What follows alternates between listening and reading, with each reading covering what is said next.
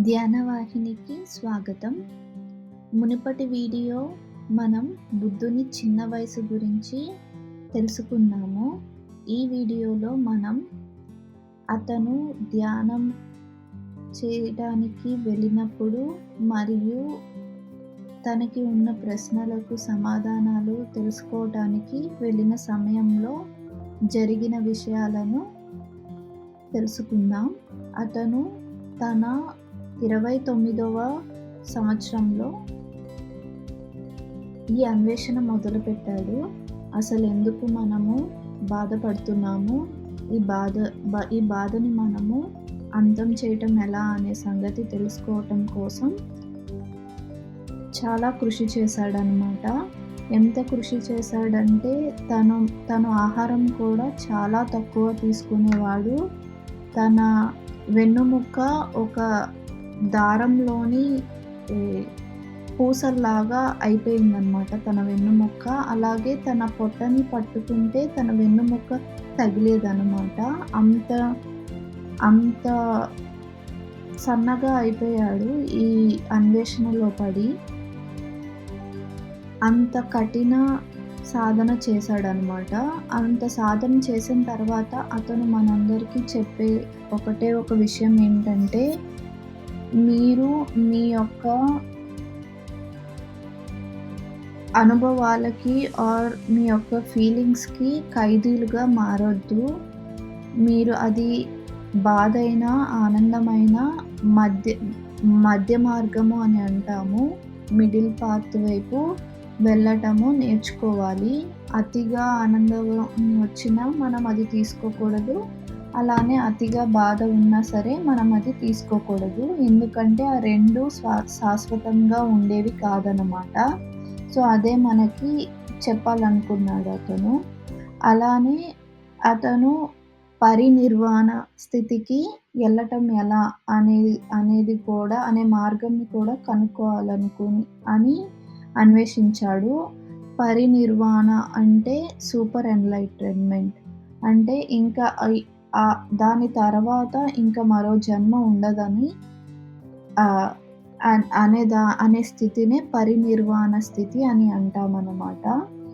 So, అలా అతను బయలుదేరిన తర్వాత రాజ్యం నుంచి ఎంతోమంది సాధువుల దగ్గర తన దగ్గరున్న వస్త్రాలన్నీ ఇచ్చి తనకొక గిన్నె లాంటిది తీసుకొని అడుక్కుని ఫుడ్ తినేదానికి ఆ గిన్నె, అలానే వాళ్ళ యొక్క వస్త్రాలుంటాయి కదా! అవి తీసుకున్నాడనమాట.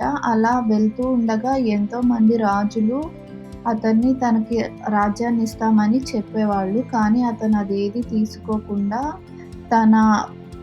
తన ప్రశ్నకి సమాధానం కోసమే వెతుకుతూ వెళ్ళాడనమాట. అలానే మధ్యలో చాలా సాధువులు చాలా రకరకాల సాధనలు చెప్పారు బుద్ధుడికి. కానీ అతను ఆ సాధన తను ప్రయత్నించేవాడు, ప్రతి ఒక్క సాధువు చెప్పేది. కానీ తనకది కరెక్ట్ కాదు అనిపించినప్పుడు వెంటనే దాన్ని వదిలేసి మళ్ళా పర్యటన చేసేవాడనమాట. అసలైన నిజమైన ఎన్‌లైటన్‌మెంట్, పరినిర్వాణ స్థితి కావాలంటే మనం ఏం చేయాలి అనేసి. సో, అలానే అతను చాలా రకరకాల సాధనలు చేసి ఒకరోజు తనకి 6 ఇయర్స్ తర్వాత, 6 సంవత్సరాల తర్వాత ఒక బోధి వృక్షం దగ్గర తనకి ఎన్‌లైటన్‌మెంట్ అనేది జరిగింది. దాన్ని అతను 3 ఫేజెస్ కింద ఎక్స్‌ప్లెయిన్ చేస్తాడు మనకి. ఒకటేంటంటే సాయంత్రం 6 నుంచి 10 గంటల వరకు అతనికి కొన్ని వందల, వేల పూర్వజన్మ అవన్నీ కనిపించాయన్నమాట. మెడిటేషన్ చేసినప్పుడు, ధ్యానం చేసినప్పుడు, ఆ బోధి చెట్టు కింద చేసినప్పుడు కొన్ని వందల, వేల పూర్వజన్మలు తనలో కనిపించి, ఈ జన్మలో అతను ఇంకా ఏ జన్మ తీసుకోకూడదు అనే దానికోసమే వచ్చినట్టుగా అతనికి మొదటిసారి తెలుస్తదనమాట. 6 గంటల నుంచి సాయంత్రం నా రాత్రి 10 గంటల వరకు. తర్వాత మళ్ళా 10 గంటల నుంచి 2 గంటల వరకు అతనికి కర్మ సిద్ధాంతం అర్థమవుతదనమాట. మనం ఏదైతే చేస్తామో అదే తిరిగి వస్తుంది అనేది అర్థమవుతదనమాట. 10 నుంచి 2 తెల్లవారుజామున 2 వరకు. అలానే మనం మంచి చేస్తే మంచే మనకి వస్తది. చెడు చేస్తే చెడే వస్తది అని.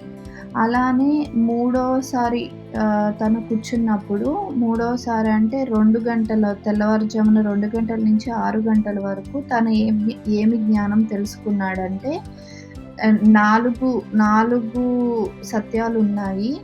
ఒకటేంటంటే ఆహ్, బాధ యొక్క ఆహ్ ఎగ్జిస్టెన్స్ ఆఫ్ సఫరింగ్ అంటే బాధ, తర్వాత బాధకి గల కారణము, బాధని అంతం చేయటము, అంతం చేసే దారి అని ఆ 4 తెలుసుకున్నాడు సత్యాలు. అలానే 3 పాయిజన్స్ గ్రీడ్, యాంగర్, డిల్యూషన్ అనేవి దీని వల్లే అందరూ బాధపడుతున్నారు అనేసి చెప్తారనమాట.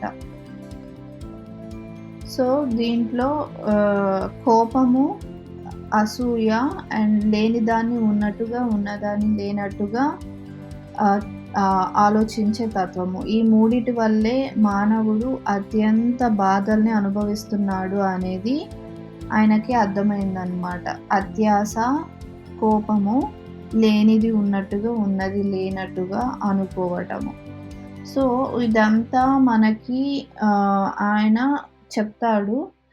తర్వాత మనము దమ్మ అంటే ధర్మమని. మనం ఏమైనా చేసినప్పుడు ధర్మంగా చేస్తేనే మనకది ఉంటది అనే విషయం కూడా మనకి చెప్పటం జరిగింది. అతని యొక్క సంఘ అంటే అతని అనుచరులందరినీ సంఘ కింద చెప్తారనమాట. ఆ సంఘంలో వాళ్ళందరికీ కూడా ఇదే ప్రబోధిస్తారు. మనం ధర్మాన్ని పాటించాలి, ధర్మాన్నే పాటించాలి. ధర్మం కాకుండా మనం ఏమి చేయకూడదు అని చెప్తా ఉంటారు. అలానే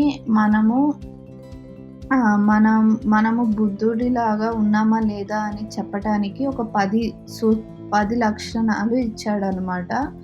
ఒకటేంటంటే ఆ 10 లక్షణాలు ఏంటంటే దాతృత్వంగా ఉండటం.